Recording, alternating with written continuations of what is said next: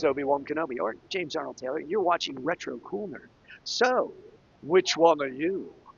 No Jedi mind trick required. Yes. Jimmy Lazinski, Retro Cool Nerd, WonderCon 2025 here with Rob Edwards, Yes. the hottest name in Hollywood right now. He's just blowing up. Minor spoilers for this movie, King of Kings. Is Jesus going to Hulk out at any point? Yeah, right, exactly. Is he going to turn into Reno? Well, hey, you have to watch. Yeah, got close enough. Where was that idea? 6 months ago, He right? does do an amazing thing in the third act, I'll tell you that much. Right on. Yeah. So, kind of on a similar note, like what are some of the challenges of adapting a pretty well-known story Yes. and bringing that to the screen? Well, that's the thing, because when I did, Princess and the Frog, it was so much like, okay, well, this is the first Black princess, don't blow it. Right. Yeah. And with Captain America: Brave New World, it's like, okay, well, we're doing this big thing, don't blow it. And this was very much the same. Like, okay, well, look, this story, people are not neutral about it, Right.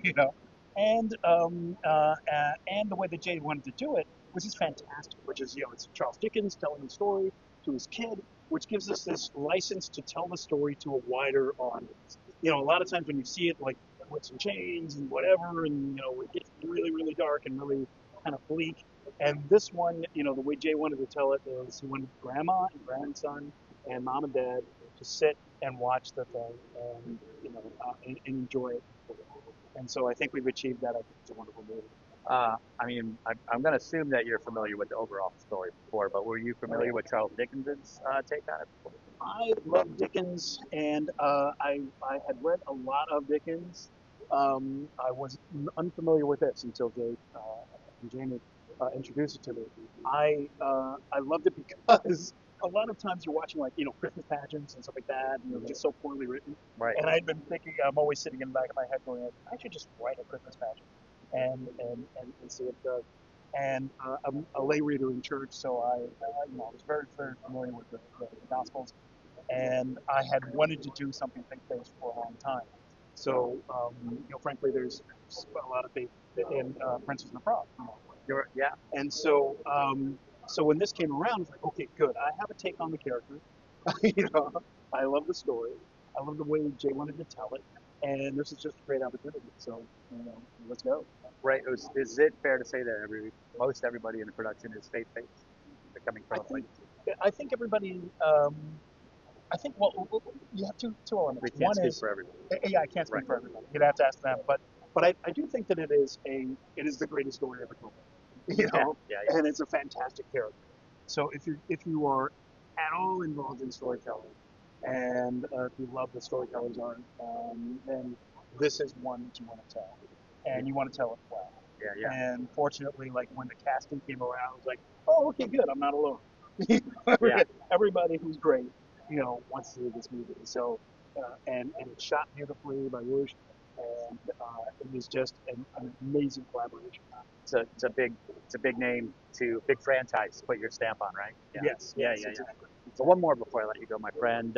When I was a young man, I used to have to get up early on Saturday mornings to meet my brother at the couch to get a good spot in front of the TV. Oh, yeah. But I have to get up way earlier than that to meet my parents into the kitchen for a big bowl of that sugary goodness to get me through the morning. So right here, buddy, what was your favorite bowl of Saturday morning cereal? What cartoons did you like to watch? Oh, man. Frosted Flakes. And probably, okay. Oh, man. Okay, see, I was a junkie, so C-Lab 2020. Oh, yeah. Of course, Saturday night. Yeah. Yes, exactly. Space 1999. Right. What was it? Man, I would watch everything. And then of course Daffy Duck and all that kind of stuff. Sure. But man, I really love the kind of those filmation things that were just really wonderfully told stories that had sci-fi elements to them and action and stuff, Tarzan and those kind of things. Man, so I would be there in front of the TV for the entire morning. Yeah, I dig it. Great question. Yeah, sure. Yeah, all right. James Arnold Taylor, WonderCon 2025. I'm Jimmy with Retro Cool Nerd. We're here talking about King of Kings. Yes. And in addition to playing some pretty big names all throughout animation history, you're one of the greats, one of the greats of Oh, all well, time. bless you for saying So it. the pleasure is all on this side of this microphone, at least. Thank you. Thanks for taking the time. Yeah. Maybe a fairly obvious question. Maybe you get it a lot, but you're known for being Obi-Wan Kenobi. Obi-Wan Kenobi, that's right.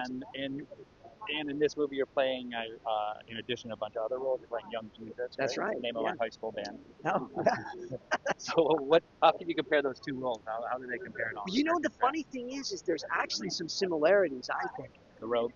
Oh, yes, but Obi-Wan, was a true believer, man, in the Jedi code. He was always important. It was, to do the right things. And there's this calmness. There's this, quality of these characters. And I think that Obi-Wan has that in him as well. But Jesus is just, and it's a beautiful scene. It's one of my favorites in it because he's just so calm and mellow. And it is kind of almost like, well, where else, he says, where else would I be? And I can hear Obi-Wan think, well, where else would I be? And so, yeah, there's some beauty in that. That's pretty cool. And maybe his own version of the Force, Yes, I think the strongest in the Force would be Jesus. Yes, for sure. Oh, there you go. Right. So is it? I was asking some of the other guys. Is it how important is your faith to being involved in this movie? I think the coolest thing is, so I've been in showbiz for 30 plus years, and I have worked in so many wonderful, amazing franchises from Star Wars and Back to the Future, Ratchet and Clank, Final Fantasy. I mean, you name it. You've heard. Come on, go ahead. No, but my faith, I've been a Christian for all those years as well. And I don't usually get to walk red carpets and talk about Jesus. So it's pretty cool to get to do that, to mix my worlds. It's kind of like when I got the job in Star Wars, mixing animation and Star Wars. Now I'm getting to mix my faith and my acting. And I'm really grateful to the filmmakers and Jamie Thomason, specifically the casting director and voice director of this, who did an amazing job putting this all together and allowing me to play like 8 different characters. So you can play, I always say you can play Where's Waldo in the cast credits when they scroll and find my name in there. But yeah, it's a lot of fun. And how familiar were you with the original Charles Dickens story? So obviously the bigger story. I'm sure you're familiar. Yes, I was very familiar with that. Not as familiar, but Dickens wrote this in 1846. It didn't get published until 1934, like 64 years after he passed away. And so it was written for his children. It was a very intimate story that he wanted them to know the story of Christ. And so I thought it was awesome that we're able to take that as kind of the way in. Because how do you tell this story? So many people have told it so many different ways. This is a very unique way, but it's also a very palatable way of introducing the gospel, not just to children. It is a family movie as well. But it's a great one, especially around Easter, to bring a friend that maybe is on the fence or doesn't really get, what do you believe? I think it's really important for us to know what we believe, why we believe it, and to know more than we want to know. So I always try to challenge my own faith. And so it's like, bring a friend and go, this is what I believe. You don't need to force it down their throat, and you just say, like, this is how I believe it. And the movie doesn't do it either. So that's what I love about it. A good gateway. It's great, yeah. That's right, yeah. That's right. Hey, man, legend. Again, I can't. So, Jimmy, you want any voices? What do you want? No, you want Obi-Wan Kenobi? You want Johnny Test? I can do Hiccup from How to Train Your Dragon. That's too much. Not like I'm humble. I'm humble. Fred Flintstone, something like that. I'll just keep going. So, I'll do a Chris Walken when you need a little more cowbell. That's dynamite, man. I'm flabbergasted. It's too much. Thank you. One more before I let you. Yes. I've taken up too much of your time. No. When I was a young man, I used to have to get up really early on Saturday morning to beat my brother to the couch, get a good spot in front of the TV, but I have to get up, sneak into the kitchen, pour myself a big bowl of sugary goodness for my parents got up, right? Yeah. So James Arnold Taylor, again, legend, icon. Look right here. What was your favorite bowl of Saturday morning cereal? What cartoons did you like to watch? I was a big, I don't eat them all now, but boy, I ate them then. And I would have to say Captain Crunch with the Crunch Berries. Yes. There had to be enough Crunch Berries, though. Sweet. And then the milk Up, is like, oh, and yeah, it rips up the roof of your mouth. The captain demands your respect. That's great question. And cartoons? Oh, cartoons. Oh, my gosh. Meanwhile, at the Hall of Justice, Wonder Twin Powers, activate. I loved those. And I was a big fan of Scooby-Doo as well. But yeah, I think those ones were cool because we didn't have the cartoons that we have now. Right. X-Men and Spider-Man and all those. They weren't there as much. So, yeah, I love the Hall of Justice. Yeah. Retro cool nerd Fred Tatasciore. Hello. Yeah. Yeah, Tatasciore. Hey. Yeah, Tatasciore. Hey, man, pleasure to meet you. Nice to meet you. Icon No, so I'm on this side of the microphone. Icon in the industry. So we're here to talk about King of Kings, WonderCon Yes. 2025. Tell me a little bit about who your character is, who you're going to play this. Okay, well, I'm like many things. I'm a utility player, so I play many characters: Roman guards, townspeople, villagers, Pharisees. My main character is Pharisee Eleazar, who is frightened and concerned about what's happening. Who is this upstart in the community? Upstart. Yes, that's right. And you get the big line in the third act. Oh, yeah, boy, I Spoiler. do a lot of those. Yeah, by the way, spoiler alert. Yeah. It does not always end well at certain parts. Yes, I do get to say I'm actually pretty dreadful what I do. I have to be well, scared guys. Yeah, I don't really. One of the things that's nice about this movie is not pointing out good guys, bad guys. It's really all about, fear and dealing with something that they don't understand. And that's all it is. It's not, casting aspersions or anything. And it's what's wonderful about this movie is it's really a Charles Dickens book. It's a love letter to basically trying to explain it to his kids, the story, which is a lot to unpack. It's a very difficult story to explain. I was just saying, like, I brought my son into a church in Santa Fe. He's 5 years old, and looking at it in Santa Fe, they don't pull any punches with the imagery. And he's like, "What are they doing to that guy? Right? That's terrible." And it's like, I know, and then me trying to explain it to him. And so this is a wonderful, Charles Dickens did a wonderful job of trying to bring in kids to just what the story is, and even the passion, the violence is palpable in that it just explains what's going on. It's not, it's not, you don't have to turn your eyes away. It's to actually like experience it. If you're a faith-based person, it's great because it covers all the stories. If you're not, it's actually great because it explains everything pretty clearly and kind of succinctly. And it is something that a child could join in. In fact, even the child in the film does join in a little bit. Sort of a gateway. Absolutely. Right. Yeah. And how does your faith affect your approach to it? For me, I grew up Catholic, and so I knew the stories and all that, and I embrace all religions, and non-religion. I accept everybody's faith. Whether it's not believing. But my thing is this: is that as a faith person, or as a person that has followed Jesus, I think, wow, they really did a great job at explaining things and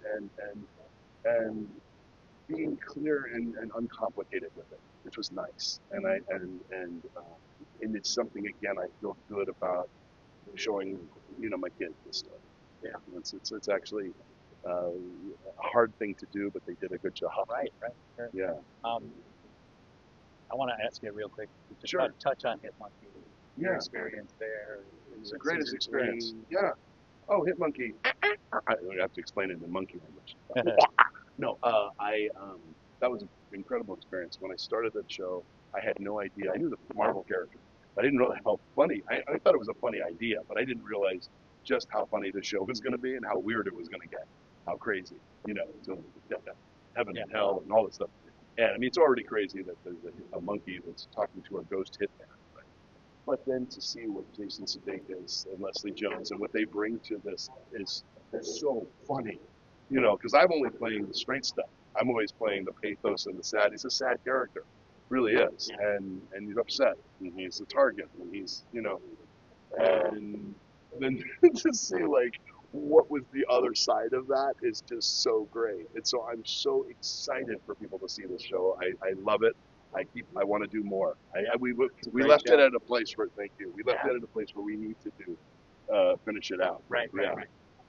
So one more before I let you go. When I was a little kid, I used to have to get up real early on Saturday mornings to beat my brother to the couch, get a good spot in front of the TV, and then sneak into the kitchen, pour myself a big bowl of sugary goodness before my parents woke up. Oh yeah. So Fred, do me a favor right here. What's your favorite bowl of Saturday morning cereal? What cartoons did you watch? All right. I watched all the Merry Melodies and all the Looney Tunes. Come on, that was it. Yeah. I'm a big Disney fan. Yeah, totally. Oh, of course, superhero stuff came later, but I was all about the Looney Tunes, and I'm a fan of all of it. I love Disney. I love all the DC and Marvel. I did all that, but it was always the the crazy stuff. Okay, most people won't remember there was a cereal called Freaky's Cereal. It was great. It was just little freaky characters, but it's a lot like Lucky Charms, Captain Crunch. Come on, that's the good stuff. Was this mascot look kind of like Captain Caveman? No, it was a bunch of little creatures. Okay. Yeah, and you can find it online. They have ads for it. Freaky. It's a little freakies. I know nobody knows. I'm going X-Gen on y'all people. Right. Yeah, nobody knows what I'm talking about, but it's freaky cereal. It was just another sugar cereal, but I loved the little creatures that they had. And then of course you had to do God, I don't remember. Cocoa Puffs and Frankenberry, Blueberry. Oh my God, I'm gonna need a defibrillator just thinking about all that. But yeah, of course, the Captain Crunch stays with you for a while. That's the captain. Serious stuff. Things with your stars inside of your It mouth. does. It hurts you. Yeah. All right, man. Thanks so much for your time.